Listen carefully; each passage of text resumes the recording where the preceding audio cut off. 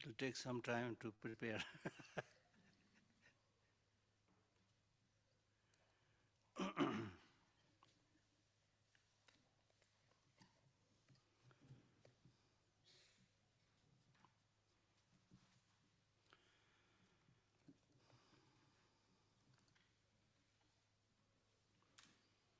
Okay, good morning.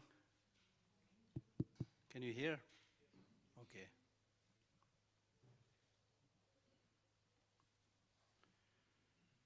So first of all, I would like to express my appreciation to the Tushita Meditation Center for organizing this, and also express my appreciation to all of you who came from different places to attend these talks and teachings and other activities going on here.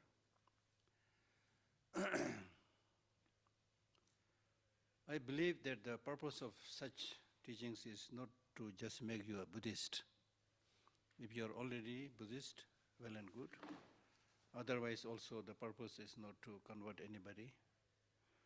The purpose is to learn how to live together happily, how to spend our short life happily, and how to live harmoniously, right? Now, if that is the case, then why do we need so much time, listening to somebody? We might think like that, Sometimes when we say, be good, then say, okay, I'll be good, That's so easy. People think like this. Why we need to go to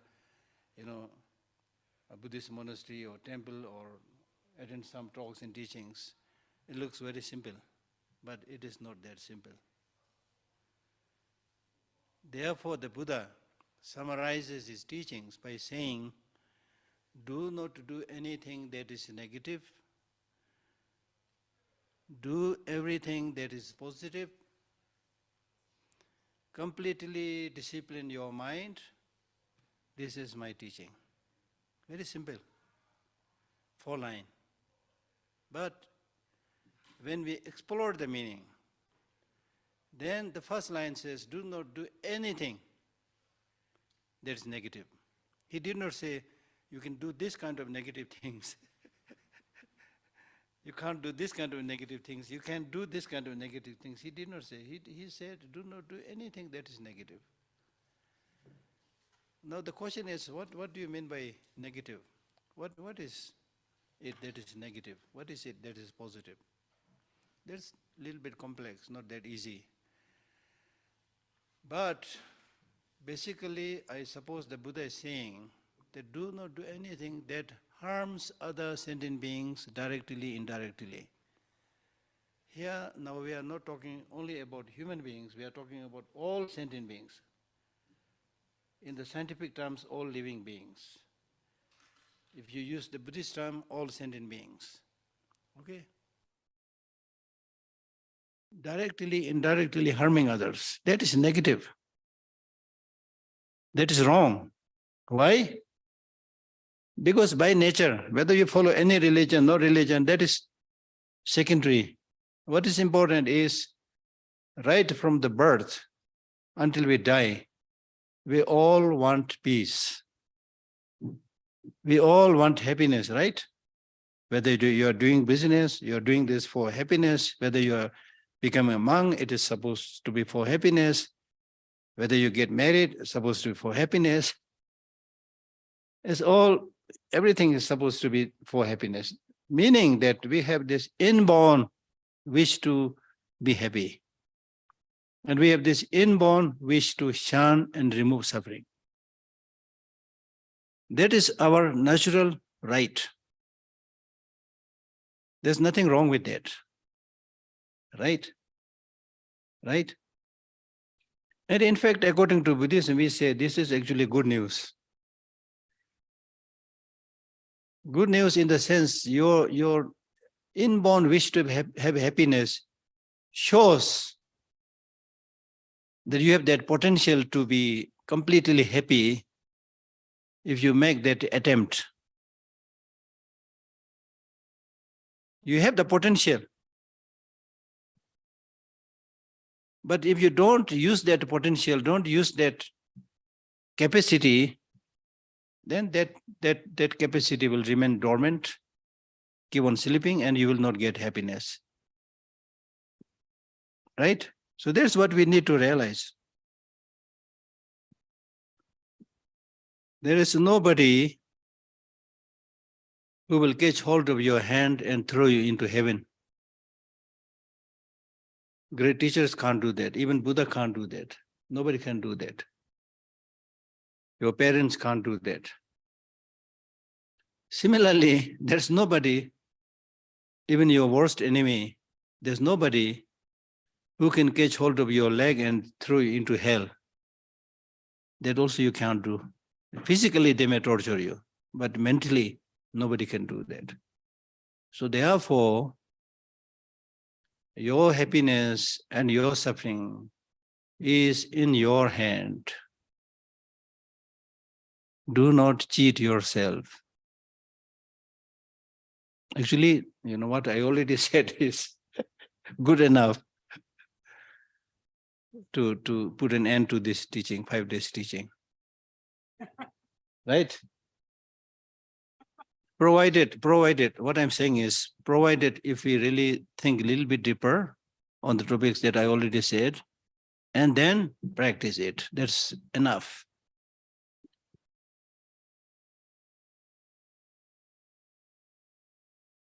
There is nobody. This is important because we think when you get a problem, we think this is due to that person. This is due to that enemy. This is because of the heat of the sun. Because too much rain. We keep on complaining all our problems to something outside of us. We cannot deny the fact that they also contribute. But the main thing that you need to understand is not so much what is happening outside of you, but the important thing is how are you responding to these things? What is happening outside, the heat of the sun, the flood, the enemy, they may be nasty, they may be not so good, but they are not under your control.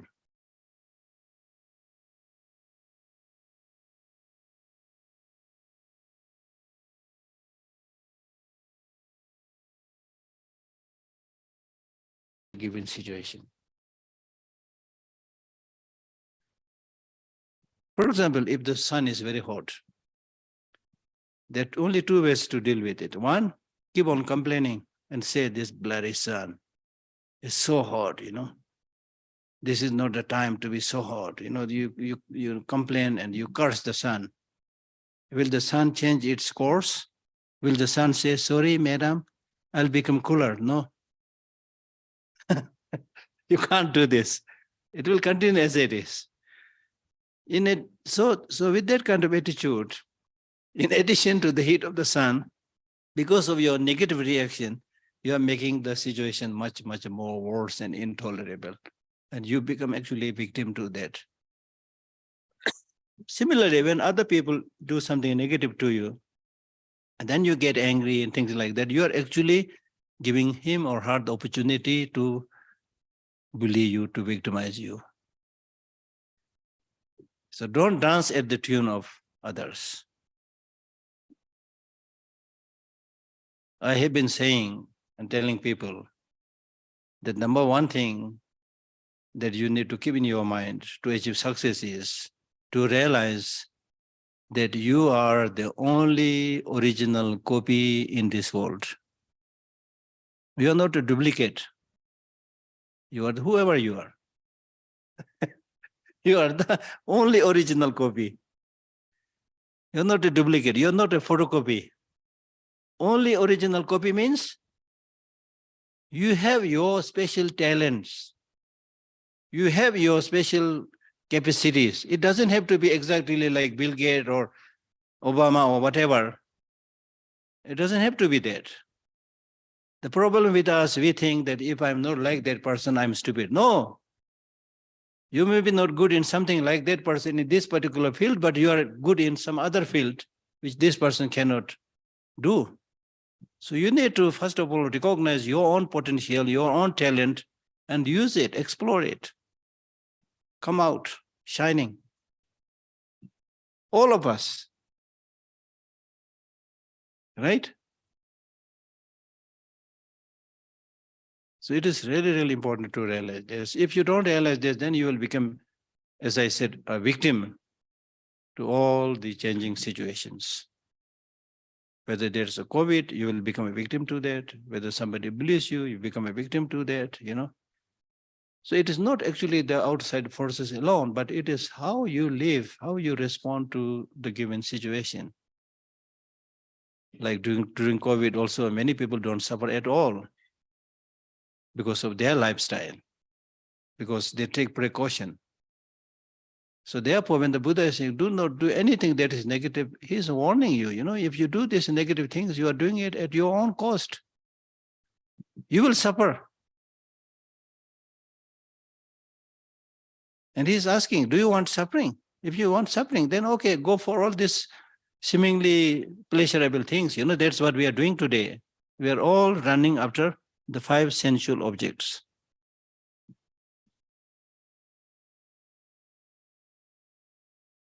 Today, everybody, it has become a fashion today to say that I'm busy. To see anybody, you need to make an appointment. Right? We all say, I'm busy. It's not important you're busy. Is it important to be busy? It's not important to be busy. What's important is, what are you busy about? किस चीज में व्यस्त हैं आप? What are you busy about? Most of the time we are busy about useless things. Distractions. Feel good experiences. Sensual, short-lived sensual pleasures. We are busy with short-lived sensual pleasures. We sacrifice the long-term happiness for 5 minutes pleasure, be it eating a chocolate or whatever. You see? So therefore, you need to make a very clear demarcation between pleasure and happiness. Pleasure comes by employing your 5 senses to 5 sensual objects.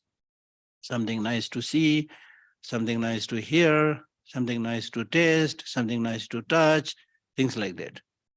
So we are running, chasing these external sensual objects. Now today, many people say, I'm tired, I'm depressed. Somebody is suffering from depression, somebody is suffering from loneliness, somebody is suffering from low self-esteem. There are so many different problems and diseases. Why we are suffering? Because we are running. If you run, you will get tired. It's nothing new, it's natural. So you're running non-stop towards the 5 sensual objects. I need this also, I need this also, I need this also. And you need everything, but you don't have enough money in your pocket. This leads to depression.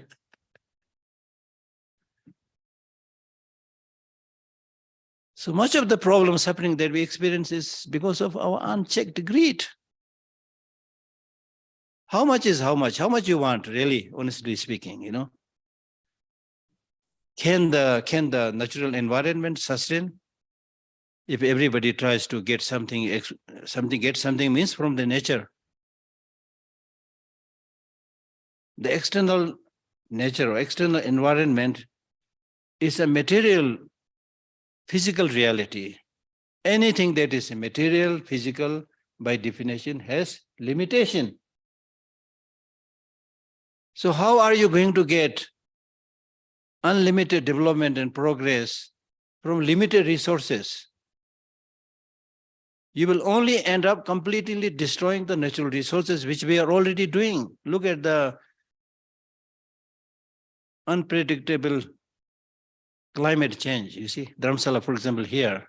Now nobody is sure whether the rainy season has started or summer has started or winter is still going on. You see?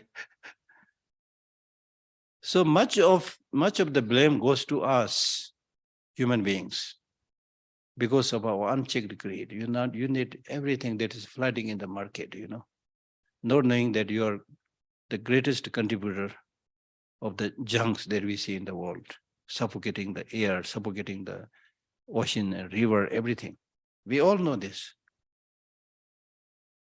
right? And still everybody is running outside. And inside, nobody is in the home. Your inner house has been locked and you've been going outside for a long, long time. Nobody is in touch with yourself. You are in touch with others. There are many facilities, internet, mobile phone, to keep in touch with others. Can you use your mobile phone, internet to keep in touch with yourself? If you do that, it will look very ludicrous, stupid, right? So much of the problem, suffering that we see today in the world, in whatever name you call it, is because of your inner poverty, your unchecked greed. So I'm not talking about big things like nirvana enlightenment right now. I'm talking about this life to start with. Right? Does it make sense? Of course, it doesn't make sense. You can challenge me, ask questions. We'll have question answer period. We can all explore. I'm not saying that I know everything. You are just a bunch of stupid people listening to me. I'm not at all implying or saying anything like that. Together, we should together. In fact, I'm able to say something because of your presence. So together we need to explore very seriously how to bring more harmony, calmness in today's society, in your own family, within yourself. I mean, look at right now the situation in the world. Look at the situation in Russia and Ukraine. Look at the situation between China and Taiwan. Look at the situation between Israel and Iran. Look at the situation between Azerbaijan and Armenia. I mean, what are we doing? And you come to listen to such Buddhist teachings, I think it is worthwhile. I'm saying it's worthwhile, not because I'm a Buddhist. Right in the beginning, I said, I'm not interested in having more Buddhist population. And His Holiness, I can watch. He's not interested in that also. Right? But still we encourage people to study Buddhism. Because if you look at Buddhist wisdom, on the one hand, you have all these so-called great leaders killing each other in the name of their country, defending people, whatever. But the Buddhist teaching says, you don't have to kill people, they will die.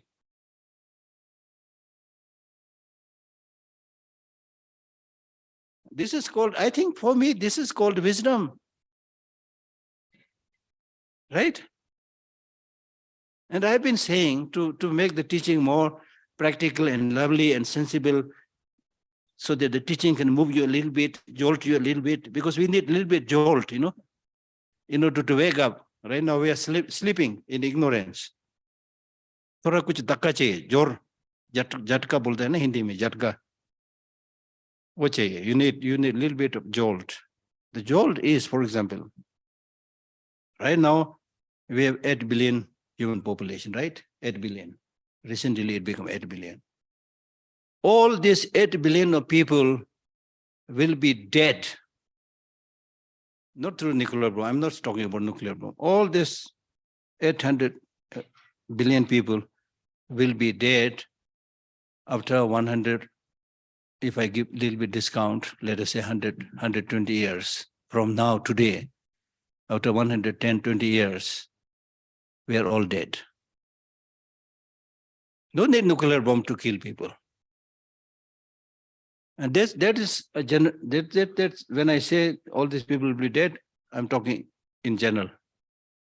Now in your individual case, it may be in the next 40 years. It may be in the next 30 years. In my case, maybe next 10 years. Or lucky, maybe 20 years, or maximum 30 years, not more than that. Why we need to talk about these things? We need to talk about these things because unless much of this stupid, harming and killing and bullying and exploiting, these are happening because we don't have the realization of the way things are. We don't know the law of nature. So now when you realize that, okay, I have only 30 years to live, 40 years to live, that is also general kind of assumption. There's no guarantee that you will, if you are, say, 40 years, then today, there's no guarantee that you will live another 30 years and reach age 70. Because death, number one, is uncertain. It will come anytime. Number one, death is definite. Nobody can deny that. Second is, time of death is indefinite.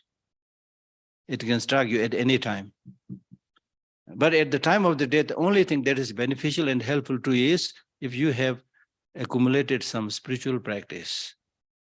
Because when you die, the so-called death is death of the body. There's no death to the mind. The mind will continue its journey. So how good that journey will be depends upon in what area you have habituated yourself, in what area you have trained yourself, right? So therefore, the first teaching, when the Buddha got enlightened, he was requested to give the teaching. He refused to give the teaching. He said, I found something that is profound, peaceful, free from fabrication, unconditioned, clear light. Nobody will understand it. Let me continue my meditation. Don't disturb me. He refused to teach for 7 weeks. Then after many repeated requests, then finally he agreed to give the teaching. And then we give the teaching, the first teaching that he gave us, the teaching, the famous teaching of the Four Noble Truths, out of which the first was the truth of the suffering. And the truth of the suffering was explained with the 4 features. The first feature was impermanence. That's what I'm saying right now.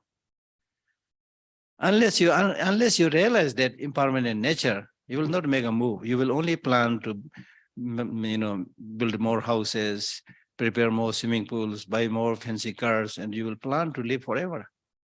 I'm not against your material development, but what I'm saying is you can enjoy this material development, but don't think that you're going to live forever. And when you have that understanding, all negative emotions, including grasping, clinging, attachment, all this will cease. Right? So therefore, do not do anything that is a negative. Now you have to see which one is a negative one.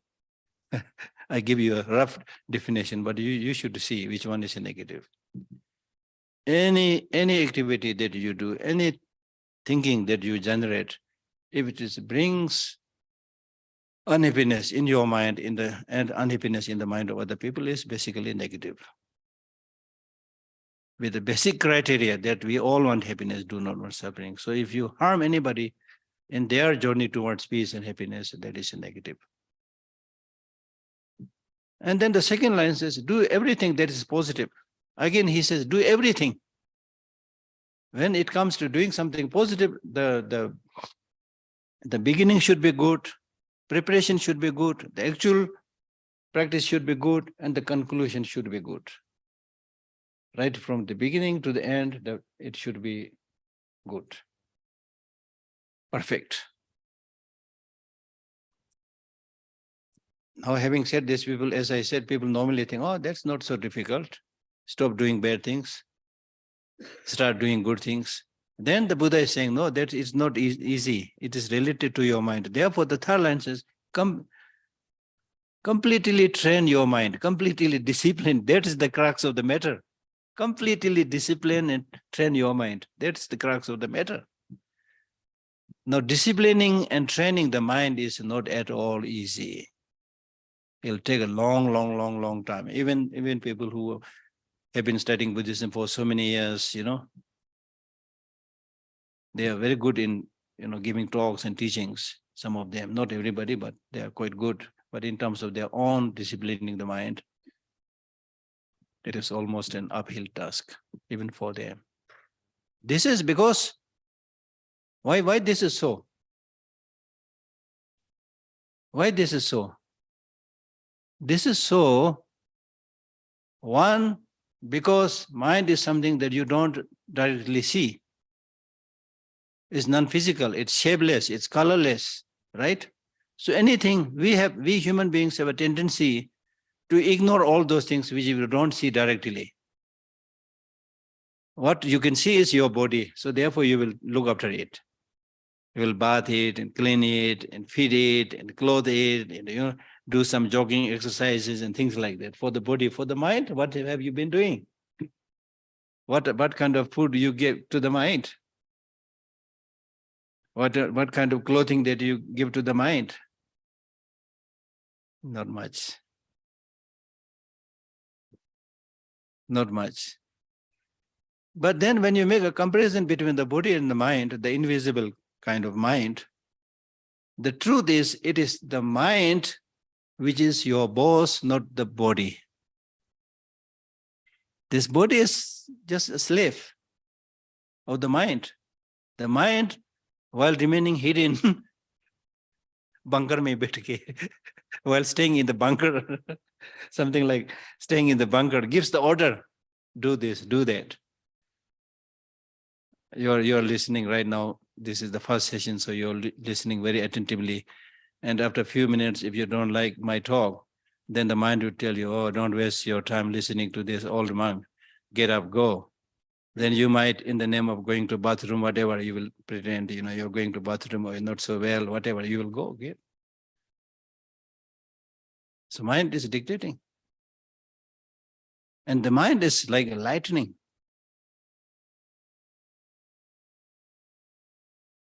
It's fleeting.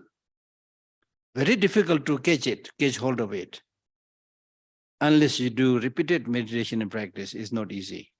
And especially when you look at in which direction the mind is going. The mind goes primarily to what is easy, what is negative, what is pleasurable, not towards what is more, harmonious and happy and long-lasting and peaceful. Why this is so? This is because there may be many reasons. One is, in Buddhism we say, because you are habituated with this process of thinking about the negative things for many years.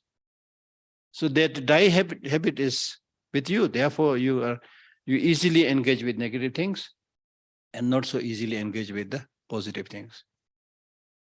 But according to the scientific finding, probably, if you look at the process of evolution, because originally we are also animals, right?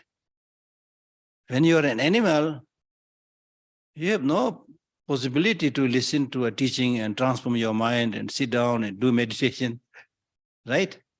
When you were an animal, your main concern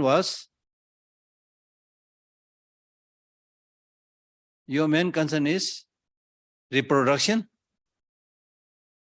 then food also. Food doesn't come like that easily. There's no big mall or something like that, where you go and buy things like that. You just go around and, bully and kill those weaker animals. That's your food. So sometimes there will be challenges from tigers and lions. You have to fight, So that's how this scientific phrase, fight and flight response came. So that is still there in our mind.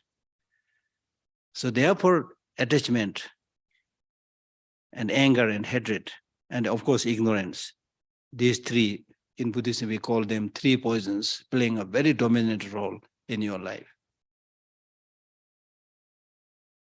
So you are very strongly entrenched in this negative ways of life. So therefore, unless you make some special effort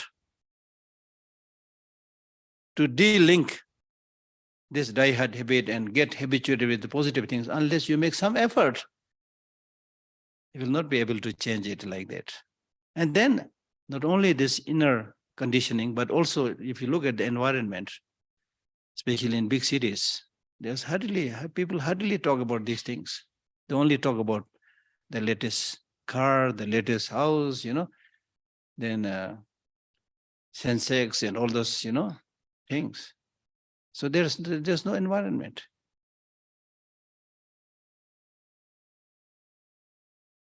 We have not removed the negative emotions within oneself.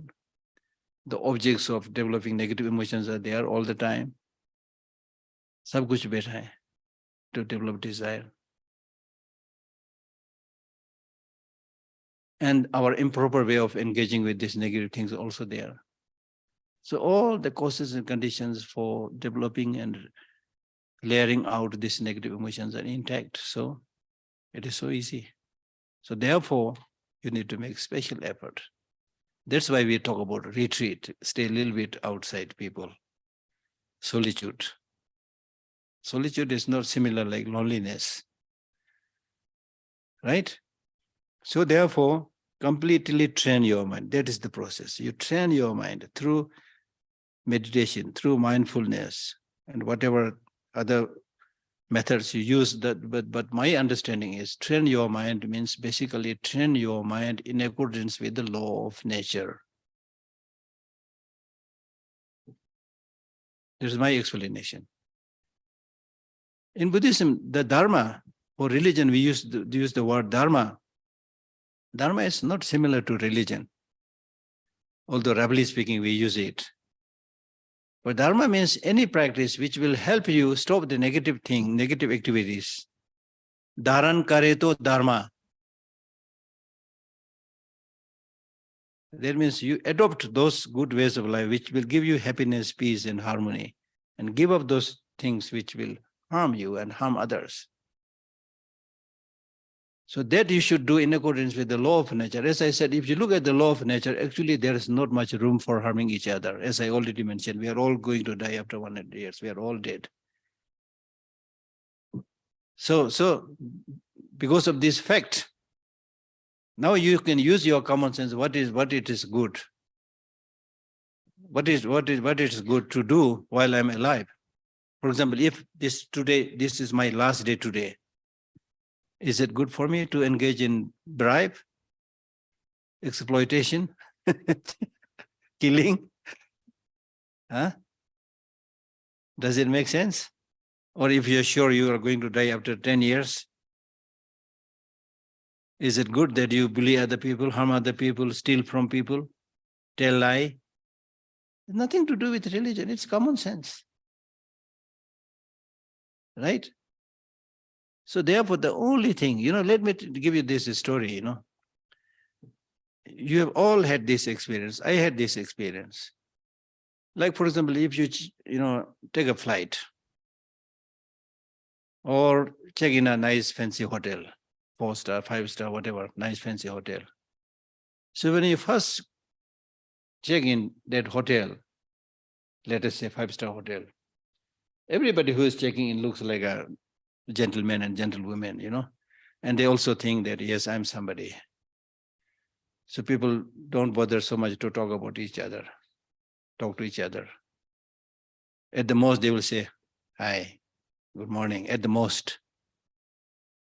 And I can manage myself. You can manage yourself kind of attitude. Then you check in. I experienced this once. I'm sure you experienced this also. I was on the 22nd floor of a nice hotel inn. I was then traveling with His Holiness. So at 2 p.m., there was a siren. Because of this siren, everybody, on whatever floor they are, they all came down to the lobby with a minimal of cloth, whatever they could get hold of it, because they are all, with fear, they all just came running down. So now because of this siren, when they are all put together on that lobby, there was no need for any introduction towards each other. They had suddenly become so nice. When they were just checking in the hotel, as I said, they hardly bothered to talk to each other. But now they are all so nice. Which country you came from? How are you today? So nice. That is the thing. You can't pretend. In life, you can't pretend. Similarly, when you take a flight,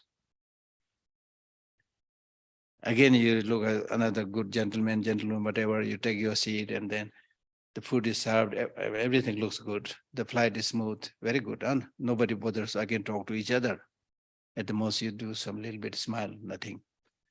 But then suddenly the pilot announces, ladies and gentlemen, we are now entering the zone of turbulence. Tie your belt. Just by that announcement, you become mellowed, start looking at each other, So this we should understand much in advance. We are sailing in the same turbulent boat. The only way to be happy is to travel together nicely, harmoniously, helping each other, not taking advantage of each other. Right? So therefore, completely do not do anything that is negative, do everything that is positive, completely train your mind. That is my teaching. So I wanted to say these things in the beginning, and I'll keep on saying a little bit here and there, because when it comes to the reading the text, I can read it quickly also, but you can also read it, and some of them may be not so easy to understand. But I want to say something which hopefully makes sense in living your daily life. Okay. Now, when we give the Buddhist teaching, now this particular text is called Bodhisattva Way of Life. Bodhisattva Way of Life. Here you need to understand two things. Many of you may be all Buddhists, so you know this, but for the sake of those who probably are new, when we talk about entering the Bodhisattva Way of Life, first you need to understand this word Bodhisattva. Bodhisattva. Bodhisattva is person. These two words you should know. Bodhisattva is person. Then we have another word, Bodhicit. Bodhicit is not the person, it's the mind. Bodhicit means chit is mind, bodhi is enlightenment. So Bodhicit means the mind to enlightenment. A person who has cultivated that Bodhicit in their mind, that is called Bodhisattva. So get very well acquainted with these two words, first of all. Bodhicit and Bodhisattva. Bodhisattva is person, Bodhicit is the mind. Now when we say Bodhicit, the mind to enlightenment, now you should know the definition. Bodhicit is a mind aspiring to get Buddhahood or complete enlightenment for the sake of all sentient beings. If you need to write this down, write this down. Because we are having class, okay? Because it's so important for all of us to study and understand the teaching, okay? Because if you don't understand the meaning of the teaching, you'll not be able to practice it. You know, in the Tibetan community and other Buddhist communities, traditional Buddhist communities, they expect so much blessing from the teacher, like His Holiness. I do accept that His Holiness and other great teachers may have some capacity to give some blessing. But for a person like me, I don't have that capacity to give you blessing. And in fact, the word blessing, actually loosely translated, the word blessing, the Tibetan word is chinlap, means transforming into state of magnificence. Transforming into a state of magnificence. You yourself getting transformed into a state of magnificence. Now you can look at the meaning.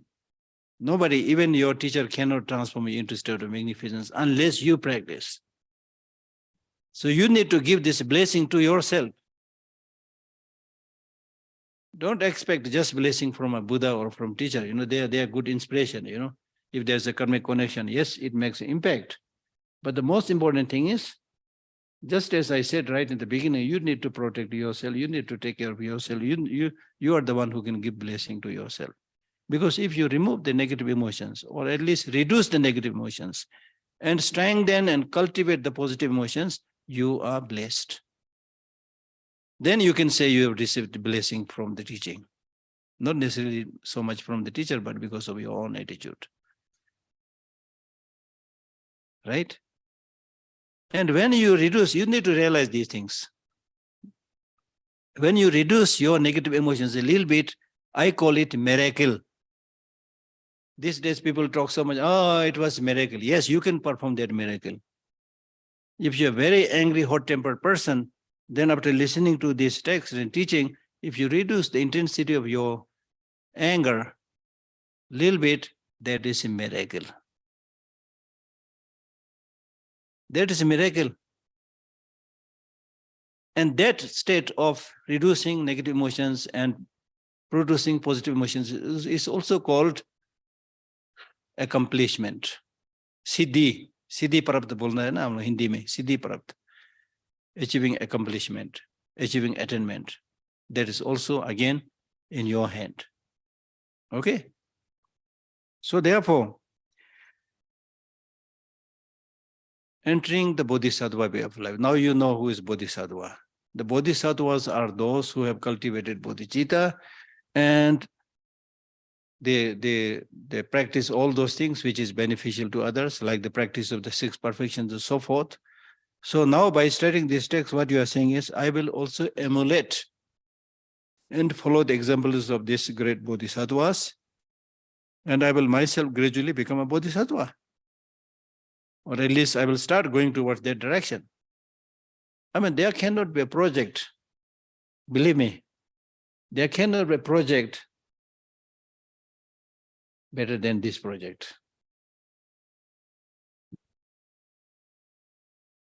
Even if you're thinking in terms of a successful project where you're able to make a lot of money, that's how we measure these days. But believe me, if you're sincerely able to cultivate this bodhicitta, I mean, at least move towards it and reduce the intensity of your negative emotions, your health will be much better. That means saving money. Now, these days you are compelled to explain in terms of money also, you see. Right? Right? Your health will be much better. You will stop many useless things where you have to spend so much money. That way also you earn money. So making money is not like working like a donkey and make some money at the end of the day and then you squander it. You're mentally not functioning and give all your hard-earned money to a psychotherapist. That is what they do in the West. I've seen this.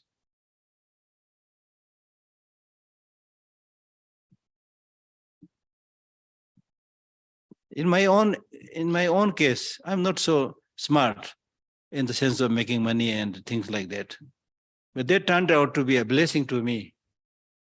I never worried about this, is honestly speaking, not because of my practice, but because of maybe my personal nature. I'm not good in making money, things like that. But I never suffered from shortage of money.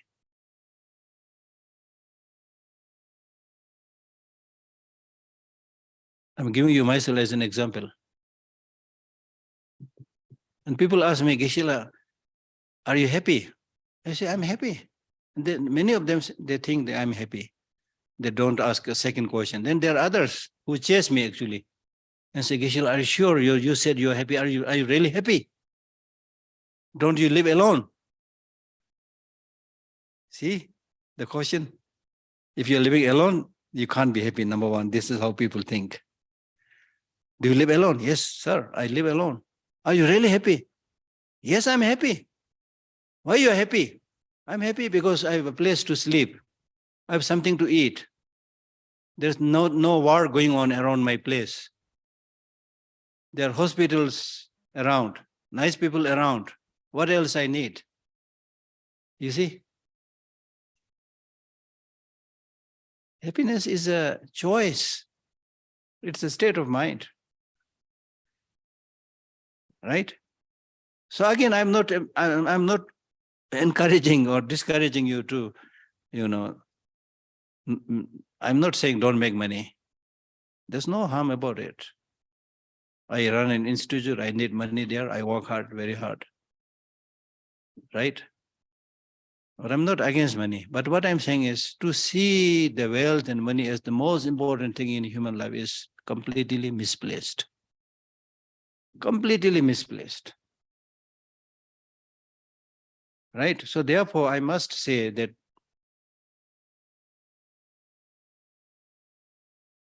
when you move towards cultivating bodhicitta or imbibing some of these qualities of bodhisattva, increase your compassion a little bit, increase your loving kindness a little bit, increase your understanding of wisdom, understanding emptiness and shunyata a little bit, you will see the result. Now is the scientifically proved that with positive attitude, blood pressure goes down. It is a very healing effect to your mind, to your brain. Because when you talk about brain or mind, It also functions in accordance with the law of nature. And law of nature, not only human beings, trees and everything, they need harmony, they need peace. So when your mind is calm and peaceful, with positive thought, your health will be much better. Your sleep will be much better. There will be less worry, less anxiety. So you will also, your aging will also slow down. There will be less wrinkles on your forehead. You see? His Holiness the Dalai Lama is now 87. You don't see much wrinkles on his forehead, still very cheerful. Right? So that's possible. It's really possible. Then when you understand everything in their right perspective, if you live, okay, wonderful. If you die, okay, wonderful.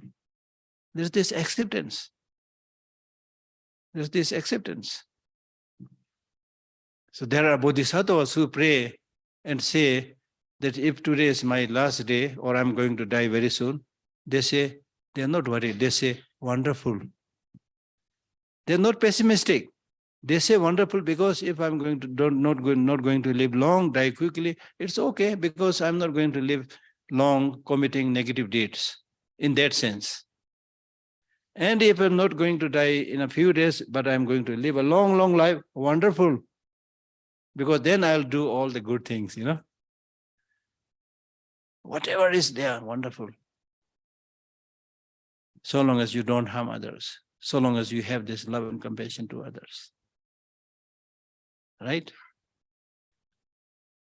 And these qualities, loving kindness, compassion, bodhicitta, these are the most rare, priceless commodities in today's world.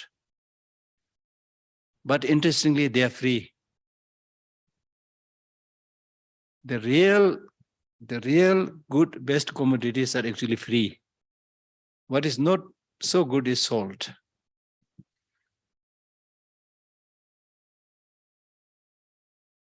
So much so these days we are trying to even sell your own values if money is forthcoming. There's a tragedy. There's a tragedy. Right? So therefore we should all consider fortunate and lucky that we are able to spend this time together in Dharamsala, holy place where His Holiness lives, and many eminent practitioners lived earlier. His Holiness's two teachers and many teachers lived here, meditated here, passed away here. So Dharamsala is a very holy place in that sense. And then we all of us are like-minded people. We are all like-minded people wanting to do something good. That is priceless.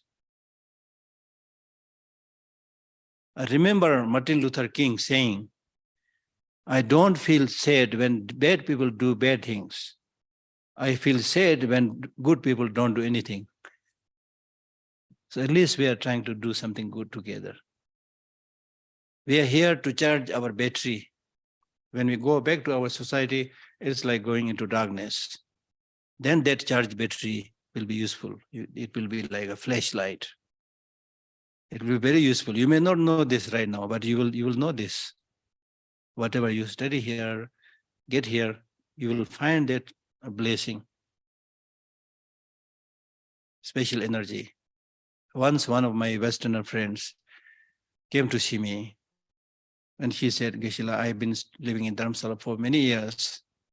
I don't see what I got here. I don't see any spiritual development. So what should I do? I said, go back to your home. That was a little bit blunt, right? But I said that with a purpose. She might have thought this is a little bit blunt, but anyway, it's not because of my asking, but she was anyway going. So after some months, she came back to see me. She said, Geshe, thank you. I said, for what? Last time when I went to see you and told my problems, you said go back to your country. I didn't understand. So anyway, I went back to my country. Now I know how much I learned in Dharamsala. Because back in their own place, she was able to see people doing so many stupid things where she was able to clearly see why people do like this. She even felt now I can guide them. I can give teaching. You see, that's the thing. Nobody wants to suffer, but we suffer because of ignorance, because of short-sightedness, because of confusion. The more you gain clarity about the way things are, the more your perspective will get enlarged. The more you'll be able to handle problems and difficulties easily. The more you reduce your grasping to yourself, grasping to your dear and near ones, the more you will get that liberation, freedom, right? So there's so many things to learn. And especially this particular text, Bodhisattva Way of Life, I don't know how much we will be able to cover, but doesn't matter. You need to continuously study this later on. Now luckily there are many commentaries. In Hindi also there are I have at least 4 or 5 books in Hindi also I have. Okay. So Indians can read that also. Then English, at least I've seen 4 or 5 translations of the root text and also commentaries. You know, some commentaries is just 1 chapter, others are commentaries of all the chapters. So you're lucky, we are lucky. We have all the materials, right? So even if you can't read too many books, first settle down with this Bodhisattva Way of Life. You will be very happy. This is like a book written in the 8th century. And there cannot be a book better than this on ethics. Wrote in the 8th century by Indian saint scholar. He's not only a scholar, but highly accomplished saint. He was born somewhere in Gujarat. Okay, Kathiawar, I think somewhere there. Just like where Gandhi was born, probably quite similar. So anyway, we are very lucky, very lucky. But when you read the text, you will know. Okay, now when it comes to, now you know Bodhisattva and Bodhicitta, right? Then when it comes to actually giving the teaching, there are ways of teaching, how a Buddha would give the teaching. How would a Buddha give the teaching? Buddha would give a teaching by performing many miracles. So that has its own attraction. You know, people are very attracted to miracles. And then there are ways of teaching by an arhat who has removed all the negative emotions. They have their own capacity, special capacity to give the teaching. Then there are ways of giving teaching by scholars of Vikramshila, scholars of Nalanda. I'm not going to go into detail about all these things. Okay, this I think you can read. Then a word or two about the composer of this text, Shantideva. Even in his youth, he was so peaceful. Shanti means peace. Deva means deity. So he was praised, extolled by people saying, you are really a peaceful Deva, peaceful deity. Right? But ordinarily in the monastery, he behaved as if he's not interested in study. He was studying in a university, you know. And most of the time, they found him doing only 3 things. Externally looking, his outside behavior was, he was a bhukta, is a Sanskrit word, bhukta, which means one who just keep on eating. Number 2, susta means who was sleeping, eating, sleeping, and kunsiva, that means moving around, going up, going down, only 3 things. So therefore people nicknamed him Busukuva, somebody who is only good in eating, sleeping, and roaming around.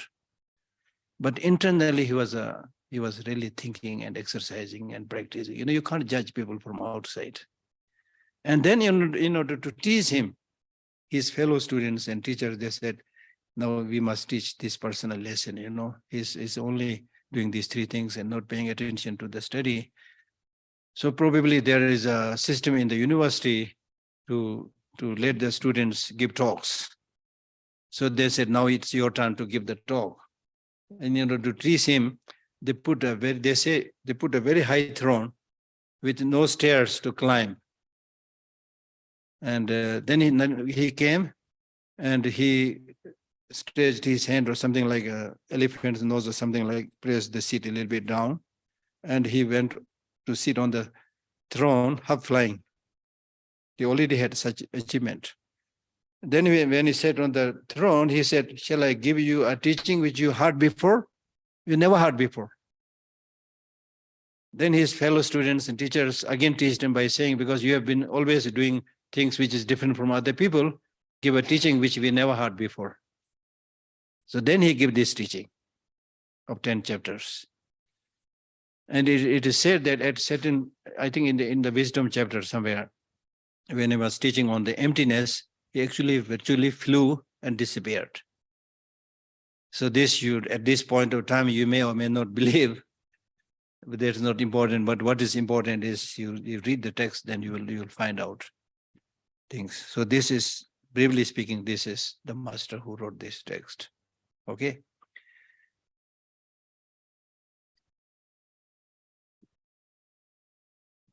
Now, the next is when you listen to Buddhist teaching, you should listen to the teaching with pure motivation.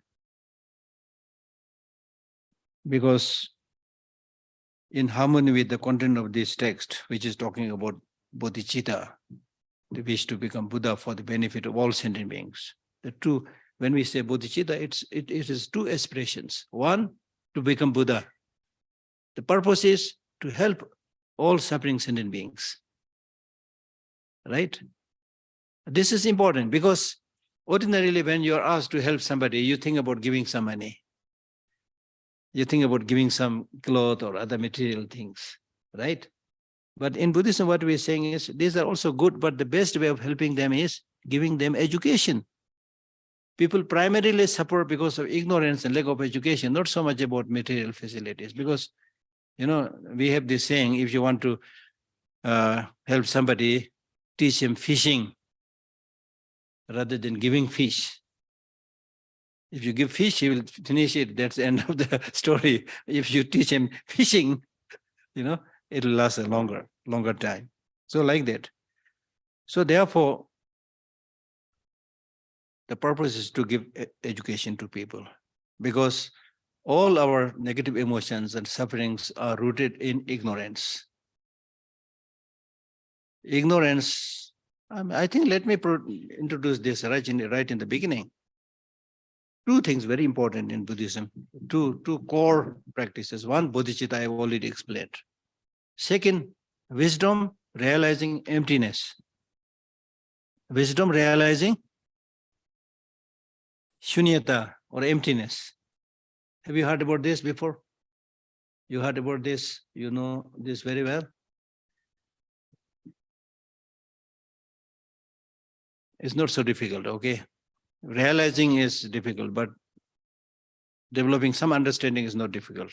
Sometimes teachers also say, oh, emptiness is difficult. Students also say emptiness is difficult. I don't think it's so difficult, just to develop some understanding. Now, if you understand these two things a little bit, bodhicitta and wisdom understanding emptiness, you are fine now. More or less, you know this whole text. Now let us therefore spend some time about this thing called shunyata, emptiness, and the wisdom understanding emptiness. Wisdom understanding emptiness and this altruistic mind, bodhicitta, these are like the two wings of the bird. Just as a bird, when it has two wings, it can soar and fly into the space. Similarly, when you have these two qualities with you, you can go to the state of enlightenment, Buddhahood. In other words, in simple language, what I'm saying is, even to have harmony, happiness, and peace in our life, we need two things. One, good heart.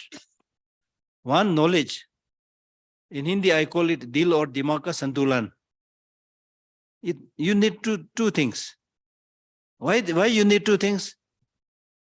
It's very clear. For example, there are people who are quite intelligent, who make nuclear bombs or who make so many other things, right?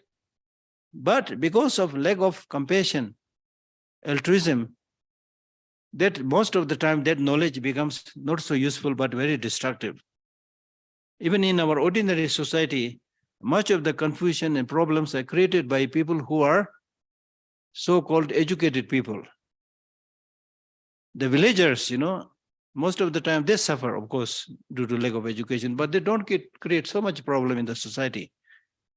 The so-called educated people can speak. So-called educated people can write and create divisions, right? And disharmony in the society, right? So therefore, what we are saying is, in our life, we need the combination, good harmony of head and heart. Head means you should have knowledge. Knowledge is not just about mathematics and other things. Here we are talking about knowledge of the reality, the way things are, like impermanence, emptiness, and so forth, the way things are. And actually, when you develop that understanding, compassion will automatically come, actually.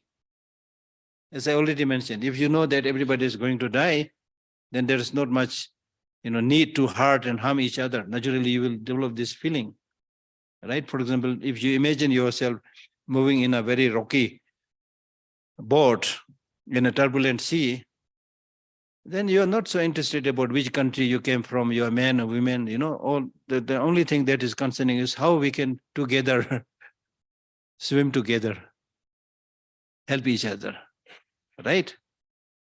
Because you now know the situation, the turbulent sea, the rocky board. So at that time, the only thing that makes sense is, let us be nice to each other, console each other, encourage each other. So similarly, when you develop a good understanding of impermanence, emptiness, and other laws of nature, naturally you will develop all these qualities of the heart, like compassion, bodhicitta, and so forth.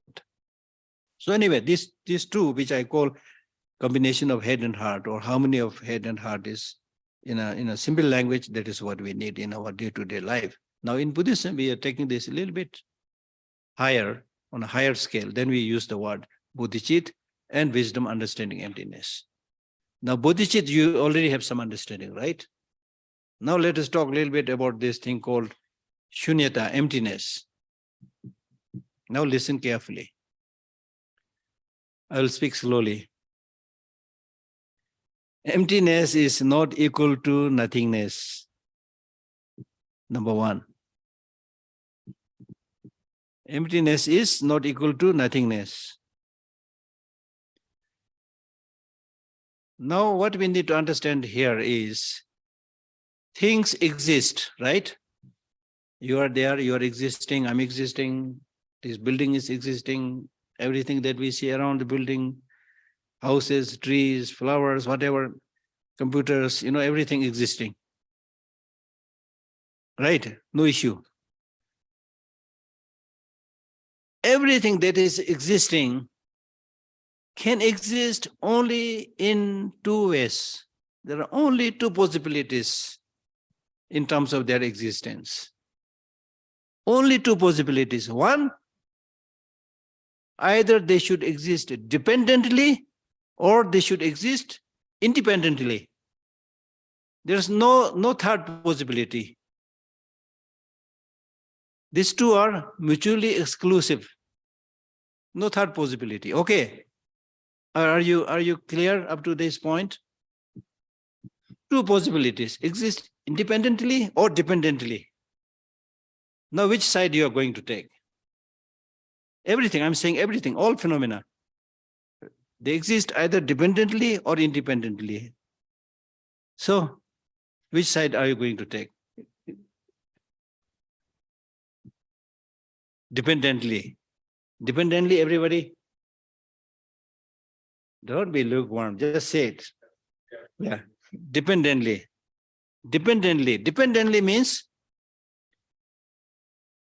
either all the impermanent phenomena like the laptop and book, these are dependent because they are dependent on their causes and conditions. That's easy, right? Your negative emotions also depend on causes and conditions. Now the problem lies with the so-called permanent phenomena. The permanent phenomena are also dependent because they are dependent on names and designations that we give.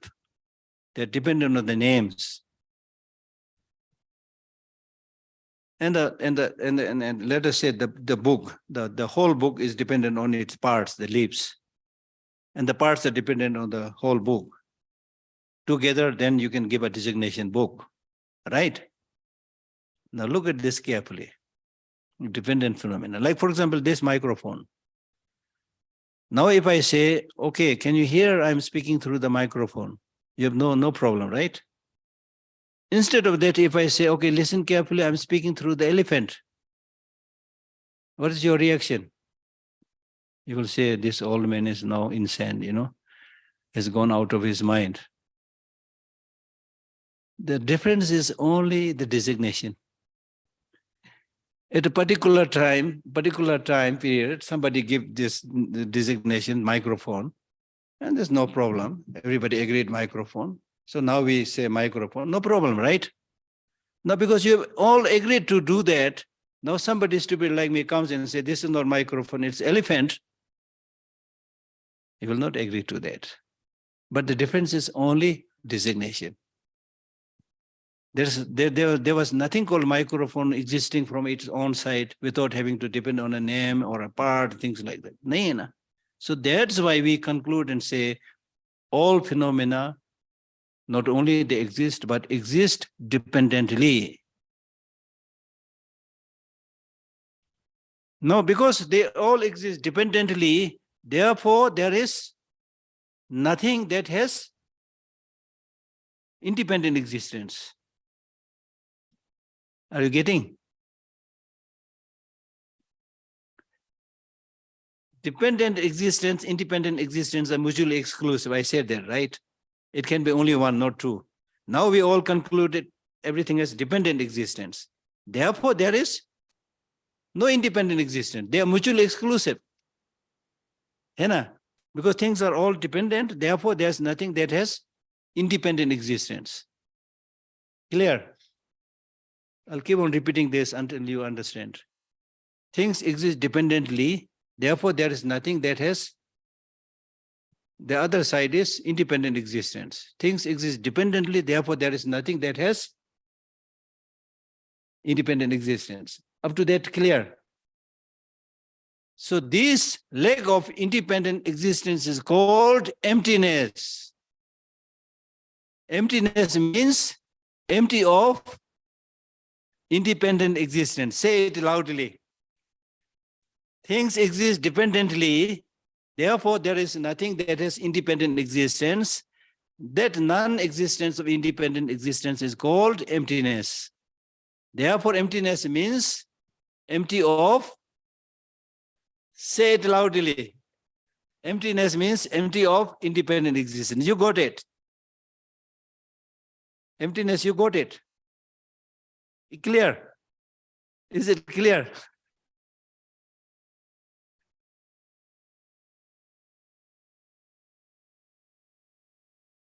Let us speak like this. Let us think about a coin, which is two sides. One side is dependent arising. Dependent arising. Right? Things arise by depending on the dependent arising. The other side is emptiness. These two are two sides of the same coin. Because things arise, come into being because through dependence, therefore on the other side, there is nothing that has independent existence. Still not so clear? I find it very amusing. Is it clear?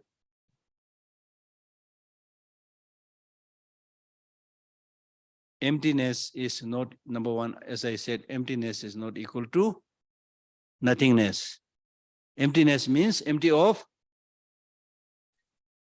because things exist, they don't exist independently, therefore empty of independent existence.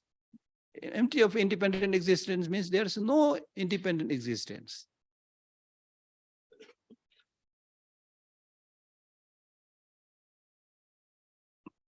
Emptiness is like zero. In mathematics, it's like zero. In mathematics, do the zero have a value? Is there a value to zero? In mathematics, if you say in my pocket is zero, that means you have no money at all, right? But in mathematics, I think like that. In mathematics, zero has a value, right? I'm not good in mathematics, but I think it has value. Somebody made a very interesting comment by saying, I am a zero and I will always follow you. It's only when you are zero, you can help others. If I follow one, I become 10. I'm a zero. I'm always there with you, help you, increase your value. If you're one, I'll go after you, you become 10. If you're two, I go after you, you become 20. So it's like that, you see. Now the interesting thing here, the point that we need to understand here is, time is over? Oh, yeah, still we have time, yeah. The interesting thing, why we need to bother our dear head with this very complex issue is, ordinarily, to our unquestioning mind, when we fancy something, we tend to see that fancy object as having independent existence. To our ordinary unquestioning mind, right now you're a little bit thinking, okay, so you're able to understand a little bit, but in your daily life, you don't keep on asking questions, right? To our ordinary unquestioning mind, when we like something, we tend to see that thing that we like as having inherent independent existence. For example, I give you a very convincing example. If you have a boyfriend or a girlfriend that you like, especially during the honeymoon, okay, they'll say, oh, she's my dear heart, She is so beautiful. Her beauty is there. Her beauty is 100%. So you, at that time, you don't see any fault in that person, that boy or girl, 100% nice, 100% handsome, 100% beautiful. That is not true, but because of your exaggeration, because of your ignorance, you fancy it, then you have negative emotions, you see that as 100% beautiful, 100% handsome, which is not realistic. Not only not realistic, but the problem of not being realistic is when you see that person or that car or that building, whatever, 100% good, you develop obsession with that. You develop excessive attachment with that. You don't want attachment, right? Your job is to reduce negative emotions, right? So you develop attachment and obsession. Contrarily, if there is someone else who, let us say, is your sworn enemy, then you tend to see that so-called enemy as 100% negative, 100% horrible. I cannot have negotiation with this person. I cannot have dialogue with this person because he's just embodiment of everything that is evil. Then you develop excessive hatred, disliking, rejection, right? Now, if you're a little bit more realistic and see that everything comes into being through many causes and conditions, then this person so-called good, or this object so-called good, also has faults also, limitations also. Then you're able to make connection with that person in a realistic way. Otherwise, in the initial period, you think this person is 100% good, then you spend a little bit of time together, then you start seeing the ugly side, then you say divorce. Right? Right? So therefore, what is being encouraged is to see the things as they are, not what you want to see. Most of the time, the problem that we make is we see what we want to see, not what we should be seeing. We hear what we want to hear, not what you should be hearing. That's the problem. So now the Buddhist teaching is saying, don't just listen to something because you want to listen, but listen to the reality. See the fact. Right? See the fact. So now when you see the fact, when you realize that everything comes with being by depending on multiplicity of causes and conditions. For example, if you meet somebody who has been very nasty to you, then your immediate response is that I will give a befitting reply to this person. Why the hell is he's bullying me? That kind of negative reaction. But if you calm down and think carefully, okay, this person is behaving negatively, not necessarily he is enjoying it. There may be many other causes and conditions which made him angry. And when the causes and conditions come to play, I also get angry. So I should, instead of responding negatively, find out what is his problem. Sit down and talk. Let him calm down. All these possibilities then come into being. Right? So therefore, it is important to develop this understanding of shunyata, which means emptiness, loosely translated. Emptiness means empty of, say it loudly, emptiness means empty of independent existence. Things exist. When things exist, there are only two possibilities: dependent existence or independent existence. Now you know that things exist by depending on many causes, conditions, names, and designations. Therefore, there is no independent existence. So emptiness means empty of independent existence. Clear? Some people are still not responding. I hope everybody understood. This you must understand it. Otherwise, no point talking, you know. You need to take something with you. Yeah. Independent existence means actually there's nothing that is independent existence. If there is one thing called independent existence, then it should not depend on any causes, any conditions, any factors, any names, any designations. For example, if there is a child in a family, okay, if there's a child in the family, and the teacher give a homework for the child to do. If the child says, I did it myself, that means he had not consulted his parents. If he had consulted or took their help in doing the homework, then he can't say, I did it myself. Right? So like that. When it's dependent on some other causes and conditions, then you can't say independent. So therefore, from Buddhist viewpoint, strictly speaking, in ordinary terms, okay, I'm an independent country, you know. Right? There's a different context. But in today's world, you can see how independent you are. Every country is dependent on others. In that sense, therefore we need to understand that every country is dependent upon each other. Therefore, we must be nice.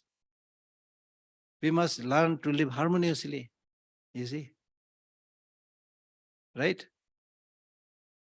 With this problem in Russia, you have shortage of gas in Europe, shortage of grains because of the problem in Ukraine, you know, dependent. Yeah. Mm.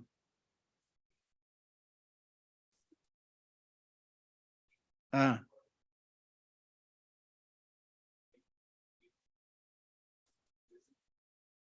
Mm.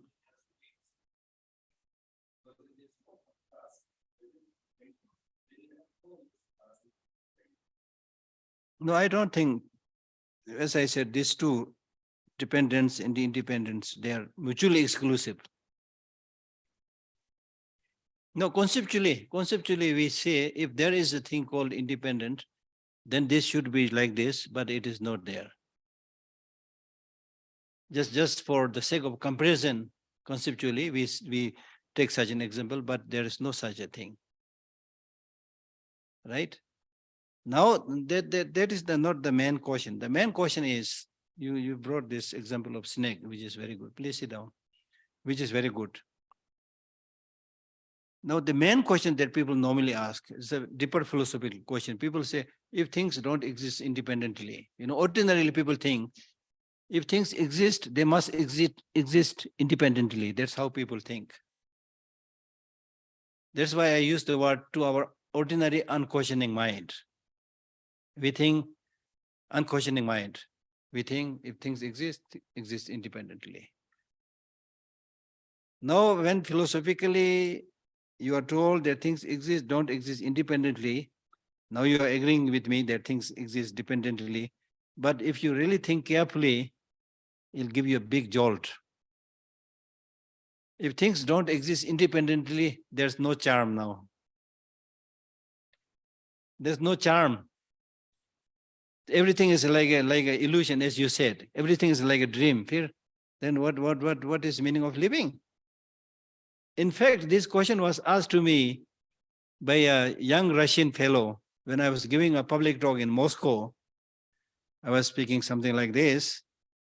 I was basically talking about you always need to maintain a positive attitude, don't keep on complaining, things like that.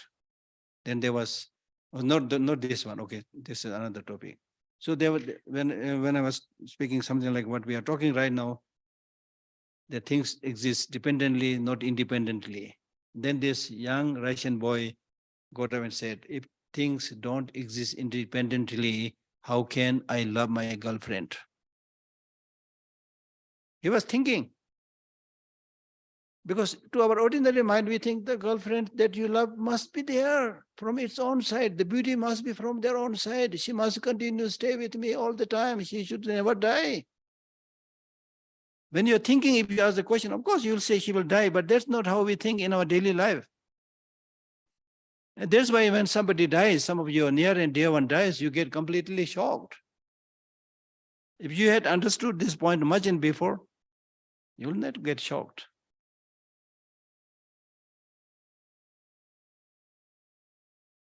So now the point is, there are many things to say. Now the point is, you need to make this subtle distinction between existence and independent existence. What we are saying is things exist, but don't exist independently. Now the problem, as I said, is when you say things exist, don't exist independently, if you think carefully, you feel uncomfortable. It's not only you, but many philosophical traditions, they accept that things exist independently. It's in the Madhyamika, the highest Buddhist school, they say things don't exist independently. And some other schools also do. But there are others who say things exist independently. Right? But now when you actually analyze how things exist independently, number one. Number two, when things don't exist independently, then how can they exist? How their existence continue to provide to our problems and sufferings? That's how we think. Now, for example, you brought out that example of snake also. I'll tell you this story of happening in India. Once there was an Indian teacher, he was giving some teaching to a group of students by the side of the river. And after finishing the teaching, he told one of his students, take this book and put it on the table in my living room. And he goes there and then, returned completely frightened. Guruji, teacher, I can't go there because there is a snake at the foot of the table. Then the teacher said, okay, don't worry, I'll give you some mantra, special formulas to chant. Chant this and then the snake will be scared and it'll run away. Then when they are chanting the mantra, it didn't help. So Guruji, I chanted this mantra, it didn't help, the snake is still there. Then he said, okay, take this lamp. Take this lamp. And when he took this lamp and when he came closer and closer to that place where there was supposed to be a snake, he found there was no snake. It was a coil of rope. Because of dimness and then the way it is, coiling, it looked like a snake. There was no snake at all, but he developed fear as if there is a real snake. That's my point. It's because of our ignorance. There's nothing to be scared about, but because of ignorance, we develop all this fear, just like the fear that you developed by seeing that coil of rope. Right? And then the second important thing is, if things don't exist independently, things simply nominally, conventionally exist, then how can they produce fear? How can they produce happiness? So therefore, the reality, ultimate reality of phenomena are compared to illusion. The best example is, for example, tonight when you go to sleep, some of you might get nightmare. Some of you might get a very happy, peaceful dream. You're actually sleeping. You're not doing anything. But when you get the nightmare, you get so frightened, you even start perspiring. It is not that something is there actually, but it is your mind is making up.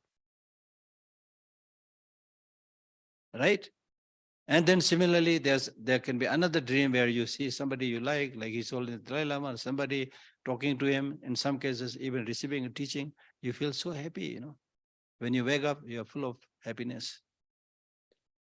So this clearly shows things doesn't have to exist independently, but there are things that exist dependently because of our own attitude, designation, causes and conditions come together. But there's nothing that is forever continuously staying. There's nothing that is independent existence. Everything. That's why we say everything is in a flux. Now this is proved through the scientific findings also. Your brain keeps you telling the lie all the time. The so-called optical illusion, you see. Right? So the more you understand that reality, the more you'll be able to handle all the problems much better and remove unnecessary fear, unnecessary loneliness, unnecessary depression, all these things. So because things exist and things exist dependently, that is actually good news. Things exist dependently means by employing the necessary causes and conditions, you can create happiness. You can strengthen your loving kindness. You can strengthen your compassion. If things exist independently, then it's the way it is. There's nothing that you can do. But the good news is things interplay. That's what the Buddha found. Because he was, for a long time, watching people, what they are doing in their daily life. He was a prince. I mean, I'm not talking about his many lives, but in his life as a prince of the king Shuddhodana, he was a prince. He has all the luxurious material facilities at his disposal, but he was watching how the farmers are working, Year in and year out, the farmers were cultivating, do that back-breaking job, and then gather some crop and eat in this year, and next year again they have to do the same thing. So that was also samsara, cycle.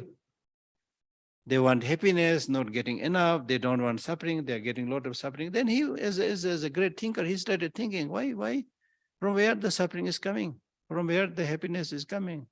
Is there a cause and condition for suffering and happiness? If there is a cause and condition for happiness, suffering, then because we don't want suffering, we should minimize the causes and conditions for suffering and maximize the causes and conditions for happiness, then we'll have happiness. So that is how he taught the Four Noble Truths teaching.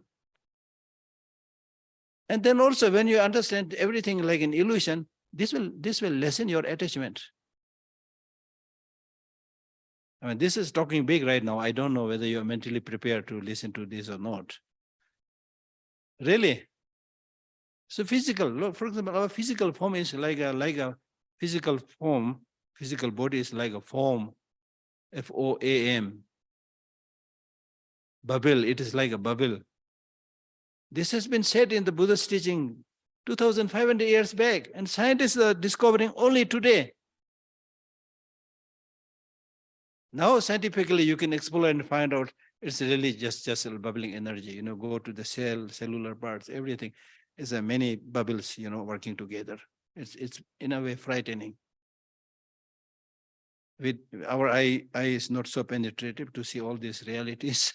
So somehow, in a way, it is good. Right? And we see only the concrete part. And when we trust that concrete part, develop obsession with that. But when you really think about it, there's not much substance there. Therefore, in this very book, later on you will read, why should an impermanent phenomena, why should an impermanent person develop attachment to another person who is impermanent?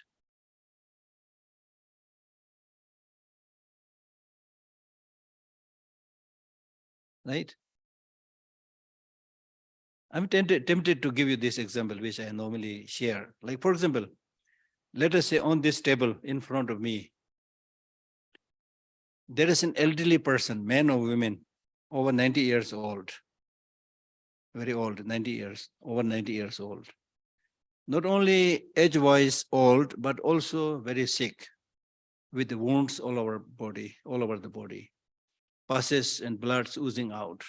If you see such a person here, lying here, will you develop attachment?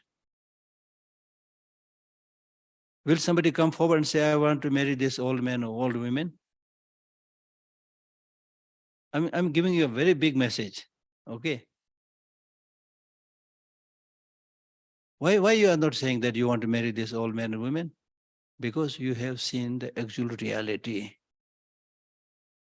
When you see the actual reality, negative emotions don't arise, but the good news is positive emotions arise.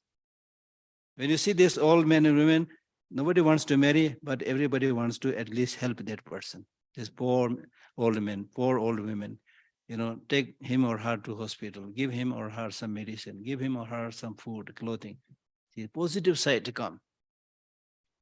This is a big kind of almost like a big discovery. Because I give many talks, so sometimes while giving talks, I get a glimpse into such aspects of reality. You see? So that's why we have been talking about understanding shunyat or emptiness, or basically law of nature.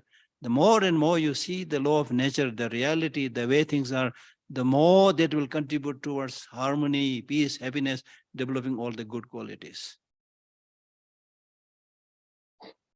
Because negative emotions, if you look at negative emotions are number one, very narrow-minded.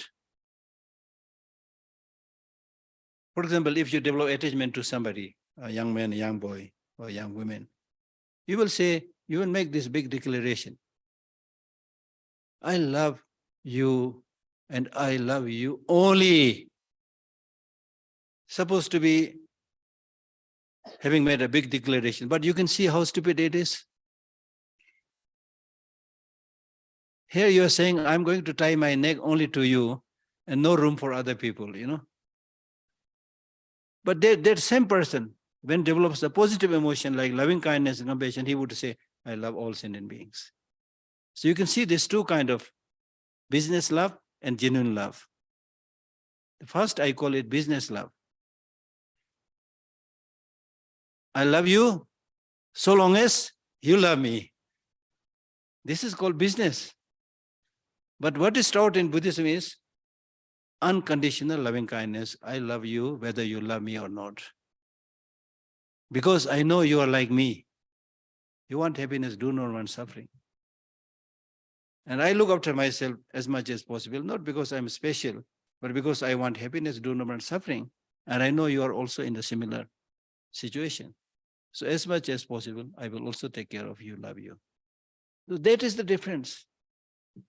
Therefore, seeing reality in its many perspectives is so important. Okay? Okay, some questions. Yeah.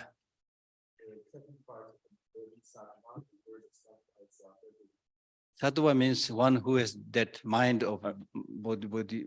Okay, so should I ask again? Yeah. I asked what does the second part of bodhisattva mean? So sattva. Sat bodhicit.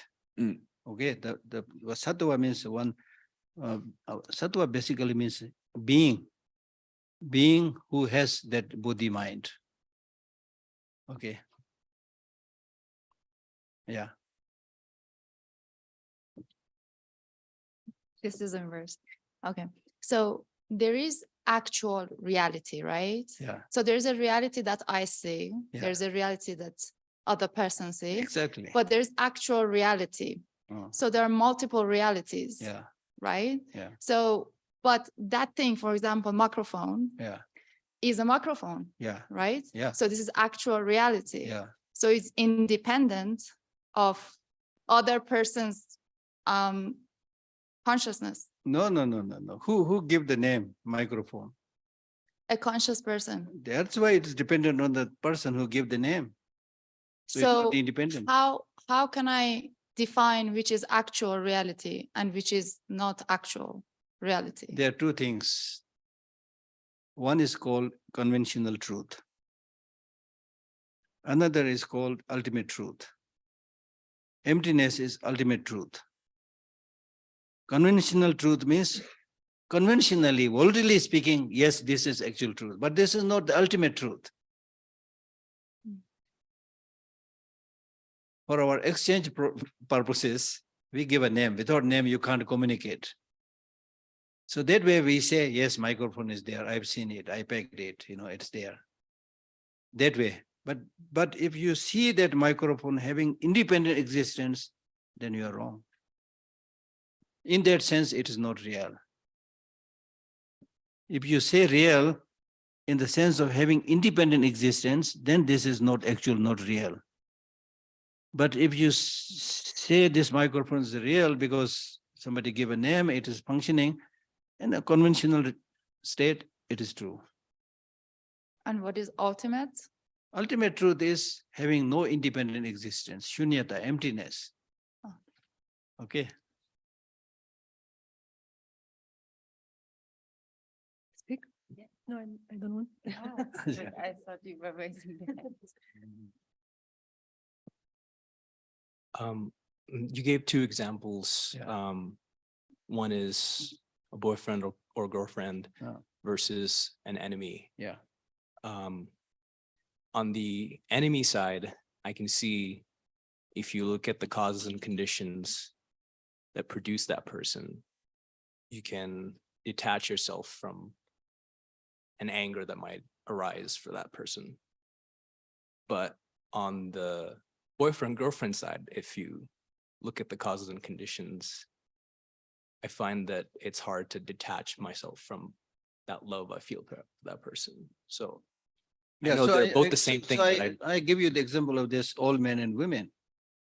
You see, for example, if you imagine this boyfriend, girlfriend as a skeleton, will you still continue to develop that attachment? I would like to think so, but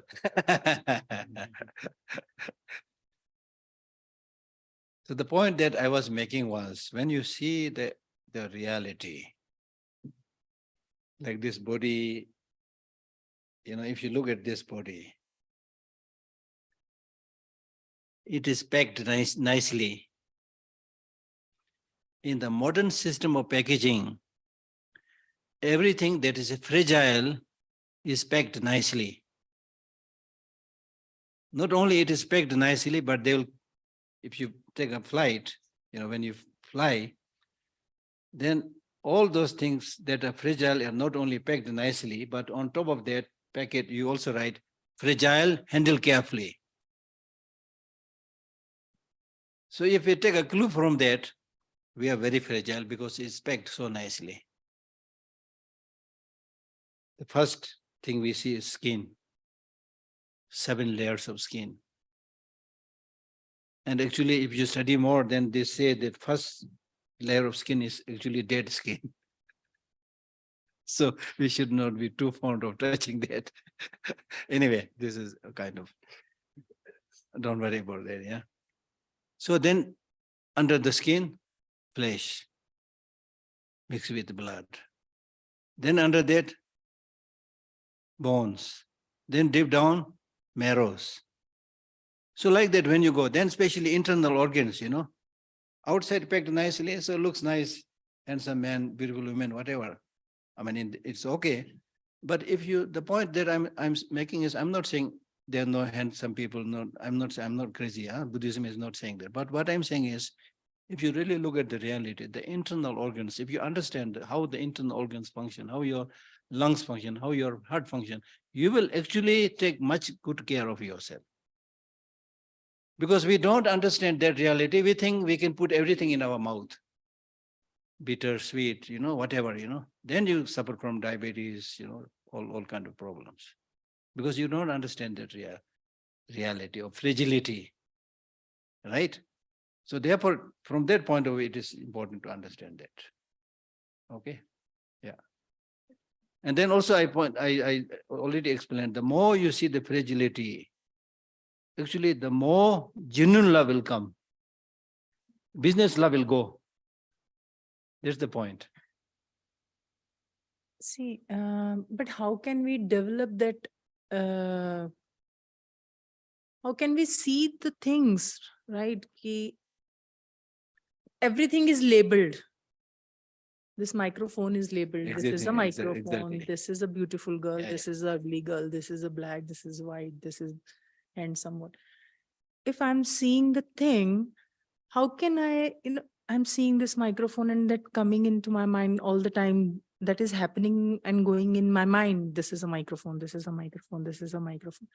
How I can see this is the existence or appearance, how I can cultivate this side. So I can see the thing as so it is. now two things you need to understand. One, as he also asked, we are not saying microphone doesn't exist or things don't exist. Things exist. You can use it, but don't get stuck there because they don't have independent existence. They're fragile.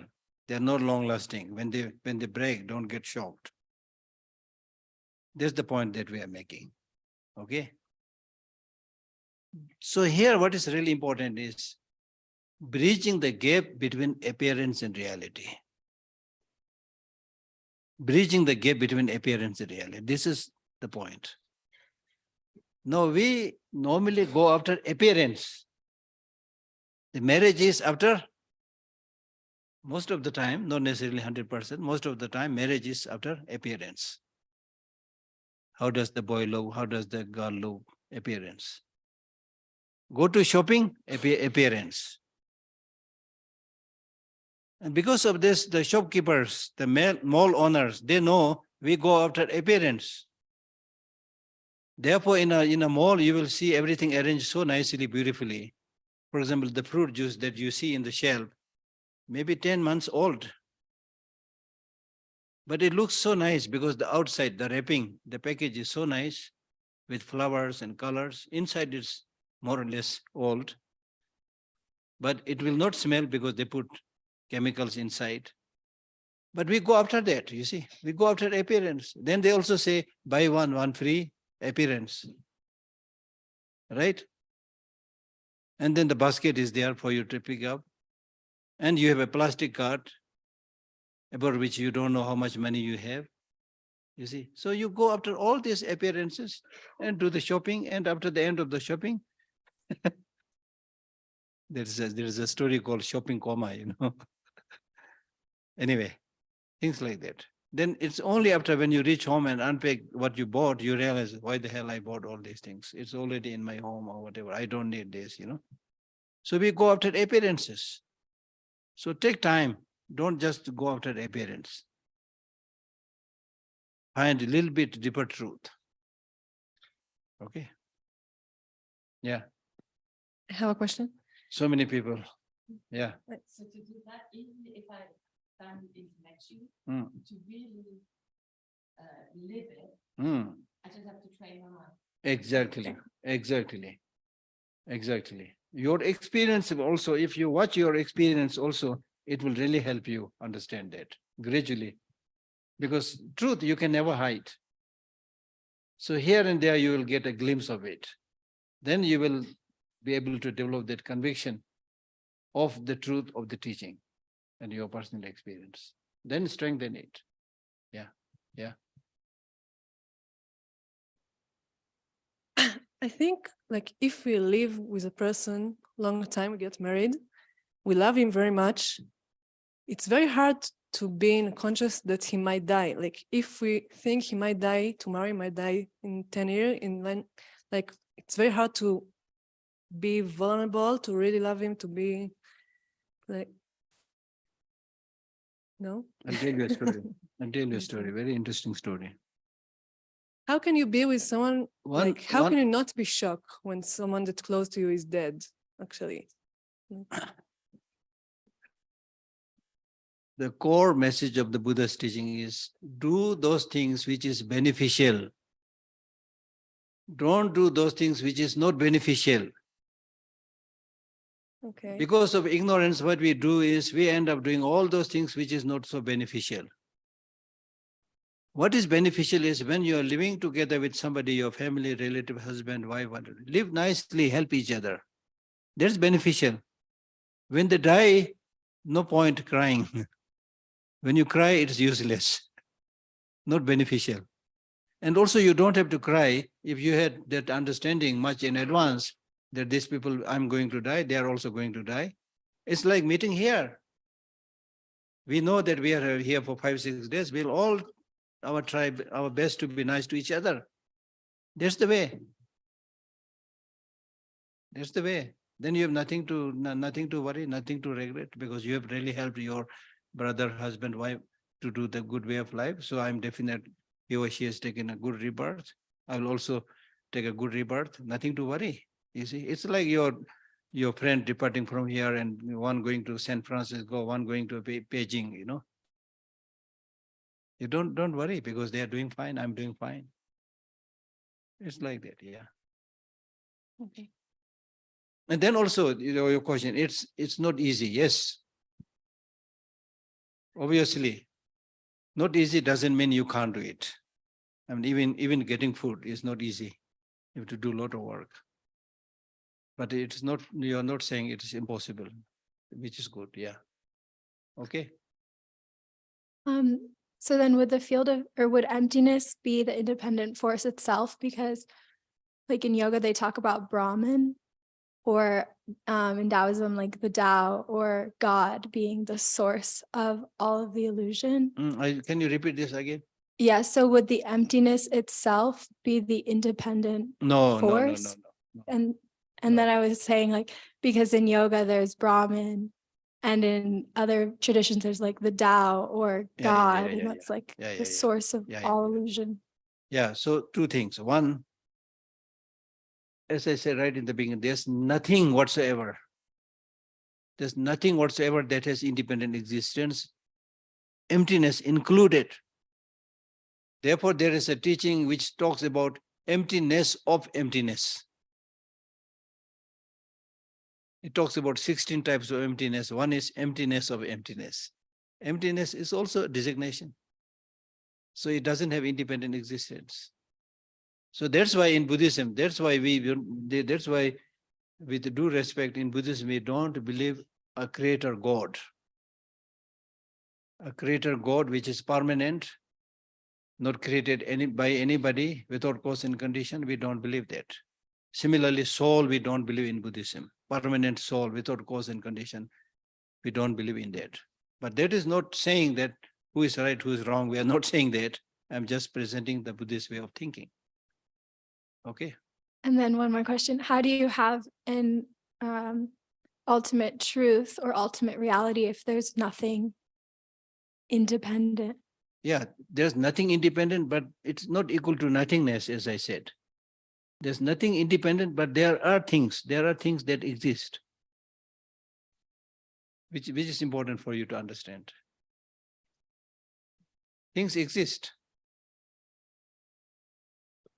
Sir, if Chitta is the mind, then what is non-dualistic consciousness in Buddhism? This is the same. Chit, mind, consciousness, they are same. Sir, but mind is dualistic because there is one physical reality and one mind. So there is dualistic. No, there's a problem with the English term. But in Buddhism, we have mind, consciousness, they are basically same. So anyway, whether you use the term mind or consciousness, what we are talking about is mind is something that is luminous and cognitive. anything that is luminous and cognitive is consciousness. It is mind in that sense.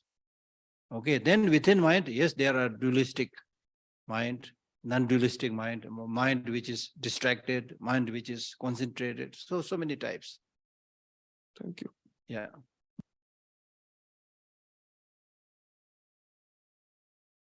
So Western philosophy talks about cultivating an independent mind, taking one's own decisions. So would that in any way be antithetical to Buddhist teachings, or how would Buddhist teachings No, that's respond to different that? meaning.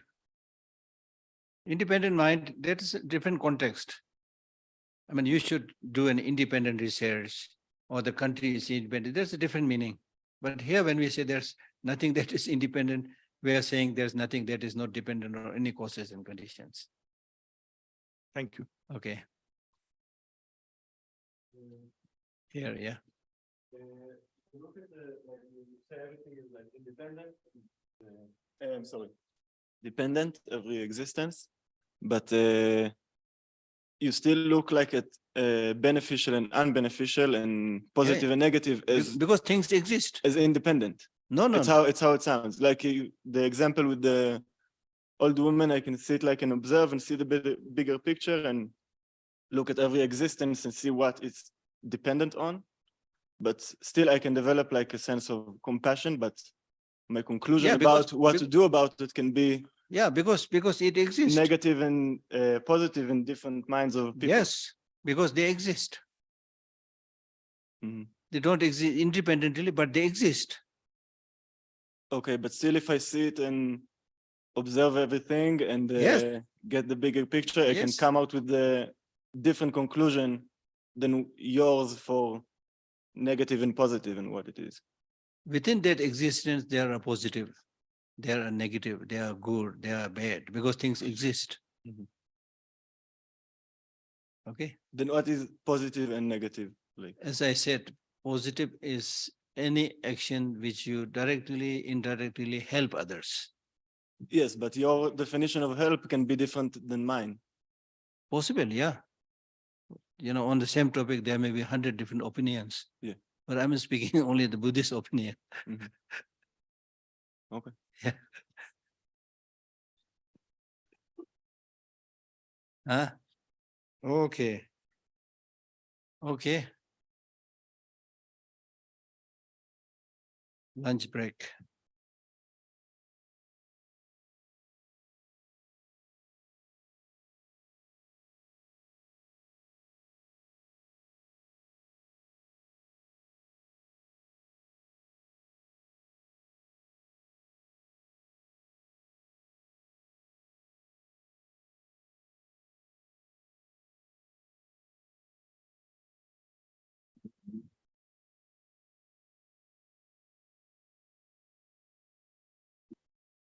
Oh yeah,